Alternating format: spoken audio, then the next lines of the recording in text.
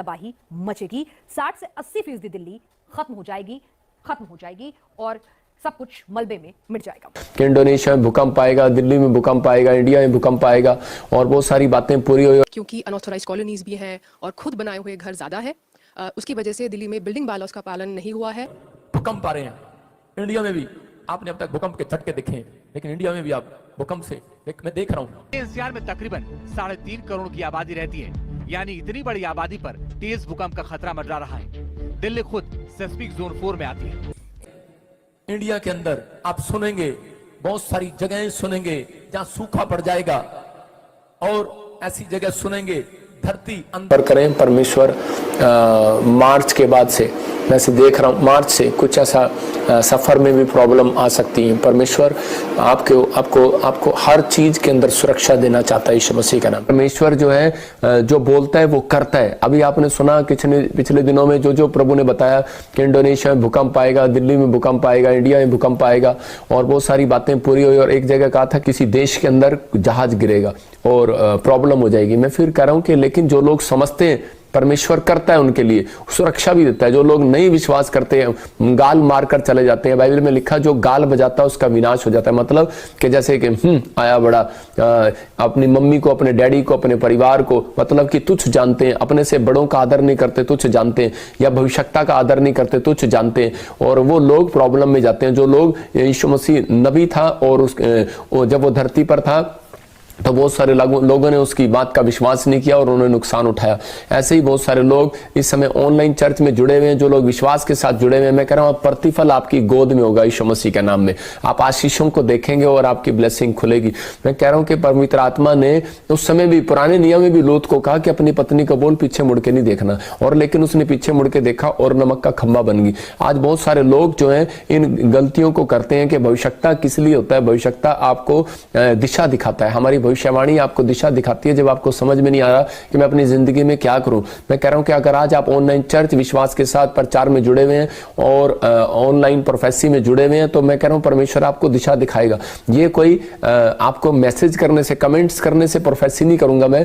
परमेश्वर का आत्मा जो मुझे अगुवाई करेगा मैं उसके द्वारा आपको प्रोफेसी दूंगा ताकि आप लोग पवित्र आत्मा के अनुग्रह में उस दिशा को पकड़ें और ब्लेसिंग को देखें। आज पवित्र आत्मा आपके लिए अद्भुत काम करना चाहता है। ये पाल में देखो जो बताया गया पवित्र आत्मा ने पूरा किया, लेकिन परमेश्वर आशीष दे और शांति दे उन घरों में भी जिन घरों में हादसा हुआ। क्यों बताया गया? इसलिए बताया कि ताकि आप लोग समझें कि सफर में जाना है या नहीं जाना है, क्या करना है क्या नहीं करना। क्योंकि बाइबल प्रकाशित वाक्य में पहले से भविष्यवाणी की पुस्तक है ये कि पवित्र आत्मा ने सब चीजों के बारे में पहले से बताया। सबको जय मसीह की। मैं प्रोफेट बजिंदर सिंह परमेश्वर का धन्यवाद करता हूं और आप सबका भी धन्यवाद करता हूं कि जो लोग इस समय ऑनलाइन है। आज मैं विश्वास दिलाता हूं उन लोगों को जो इस समय बड़ी देर से घंटों से आप आराधना कर रहे थे आज ऑनलाइन चर्च बैठकर, और इस समय आप गवाहियां सुन रहे थे। परमेश्वर आपकी जिंदगियों में ब्लेसिंग देगा और परमेश्वर आपके जीवनों में बहुत सारी आशीषें स्वर्ग से रिलीज करे। मैं आप सबके लिए दुआ करना चाहता हूं। आइए हम सब हाथ उठाएंगे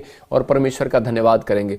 परमेश्वर मैं प्रार्थना करता हूं इसी समय पवित्र आत्मा जी के जो लोग इस समय ऑनलाइन चर्च में जुड़े हुए हैं, पवित्र आत्मा इनकी जिंदगियों में आशीष दे। जो इस समय पवित्र आत्मा मुझे सिंगापुर से, मलेशिया से, थाईलैंड से, इस समय पवित्र आत्मा मॉरिशस से, बैंकॉक से, पवित्र आत्मा न्यूजीलैंड से, ऑस्ट्रेलिया, अमेरिका से, कनाडा से, पवित्र आत्मा जर्मनी से, नेपाल से, पाकिस्तान से, इंडिया से, परमेश्वर हर कोने से, कहीं से भी पवित्र आत्मा, ब्राजील से, क्या पवित्र आत्मा जी फ्रांस से, इटली से, पवित्र आत्मा कहीं से भी देख रहे हैं। परमेश्वर इसी समय इनके घरों में आज से बड़ी ब्लेसिंग आने पाए क्योंकि पवित्र आत्मा ये तेरे कलाम को सुनने के भूखे और प्यासे हैं। और पवित्र आत्मा जी जो इस समय पवित्र आत्मा कोई भी डरा हुआ है, कोई भी घबराया हुआ है, कोई भी पवित्र आत्मा आज परेशान है किसी नौकरी को लेकर, जॉब को लेकर, पवित्र आत्मा कोई बच्चों की शादियों को लेकर, कोई भी किसी प्रकार की पवित्र आत्मा बीमारी से जूझ रहा है, परमेश्वर मैं ऐसे लोगों के लिए आज प्रार्थना करता हूं पवित्र आत्मा जी। वो लोग आज पवित्र आत्मा जी प्रार्थना सुनने के बाद परमेश्वर बड़ी शांति को अपने घर में देखने पाए, बड़ी गुड न्यूज को स्वर्ग से आते सुनने पाए। परमेश्वर ये लोग आशीषों को देखने पाए यीशु मसीह के नाम में। आमीन आमीन।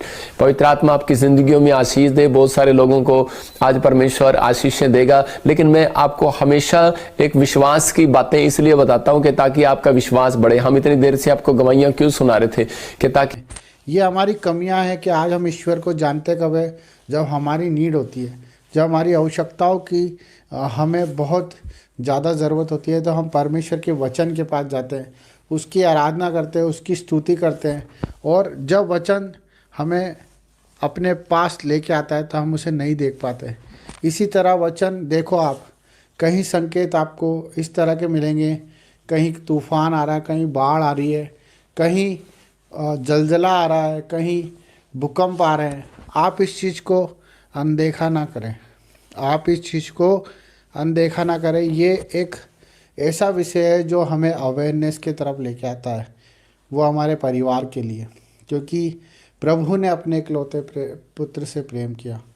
उसी प्रकार हम भी हमारे पुत्र और पुत्री और हमारे माँ बाप से प्रेम करते हैं। क्यों करते हैं? क्योंकि वो रीति उसने सिखाई है और हम उसके लिए कुछ भी करने को तैयार हो जाते हैं। उसी प्रकार परमेश्वर भी अपने एक पुत्र के वादे के लिए सब कुछ कर सकता है। आप जान के अनजान ना बने, आप अनदेखा करते हैं मेरे भाई बहनों।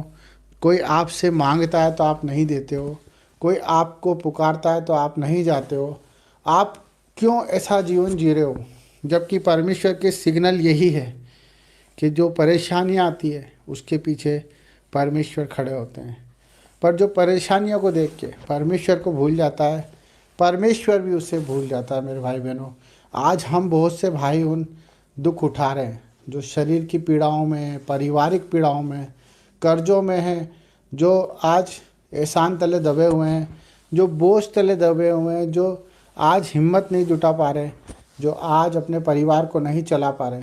ये सब बातें प्रकृति के रूप में हमें सिग्नल देती है, जो परमेश्वर के वचन के द्वारा हमें, जिस तरह से एक पुलिस वाला आराधना करता है, जिस हम इस सृष्टि में आए हैं, हम जिस दिन अपनी फ़िक्र करना छोड़ देंगे, जिस दिन हम दूसरों की फ़िक्र करना शुरू कर देंगे, उस दिन आपको परमेश्वर की हर एक बात सुनाई भी देगी और दिखाई भी देगी। हमें अपने दर्दों को, अपने दुखों को आज अपने जीवन से निकाल के फेंकना है। हमें उनका महत्व ख़त्म करना है। जो हमें लगता है कि हमारे बिना नहीं हो सकता, वो चीज़ों को हमें छोड़ना है। मेरे भाई बहनों, हमें हर एक जिम्मेदारी को प्रभु को सौंपना है, हमें हर एक बात को प्रभु के हाथों में सौंपना है। चाहे वो कितनी भी बड़ी बीमारी क्यों ना हो, हमें परमेश्वर के हाथ में ही सौंपना है। चाहे वो कितना ही बड़ा संघर्ष क्यों ना हो, क्योंकि जब आयुब को आप देखते हो बाइबल में कि वो परमेश्वर को कहता था कि अगर परमेश्वर चाहे तो मुझे मार भी दे तो मैं उस पर भरोसा करना नहीं छोड़ूंगा। हमारा भरोसा परमेश्वर पर होना चाहिए, क्योंकि न्याय का दिन निकट है। आपके न्याय का दिन निकट है, क्योंकि आपने जो करा है उसे आपको प्रभु के सामने रखना पड़ेगा। इसलिए मन फिराओ, पश्चाताप करो, प्रभु के करीब आओ, दुआएं करो, प्रार्थना करो। इसी से बचोगे,